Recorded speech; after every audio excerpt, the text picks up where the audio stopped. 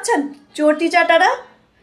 তখন এসআইআর হওয়ার জন্যই এখনকার মাননীয় মুখ্যমন্ত্রী মমতা ব্যানার্জি আন্দোলন করছে, এসআইআর হতে হবে। তখন ছিল বাম আমল, আর এখন এখন বলছে এসআইআর হতে দেব না, জীবন থাকতে দেব না। আর তার সঙ্গে কিছু চটি চাটারাও আন্দোলন করছে। আর সেই সব চটি চাটাদেরকেই দেখানোর জন্যই আমি ভিডিওটা দিলাম। আর এসআইআর না হলে জানতেই তো পারতাম না এত অনুপ্রবেশকারী আমাদের ভারতে আছে, এমনকি বাংলাদেশের ছোট পাড়া হয়ে গেছে। এখন নিউ টাউন, মধ্যমগ্রাম, ব্যারাকপুর পুরো ফাঁকা হয়ে গেছে। শুধু কি তাই, এসআইআর না হলে জানতেই তো পারতাম না যে এত মৃত ভোটার আছে।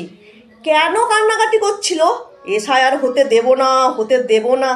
এখন সবাই বুঝতে পারছে।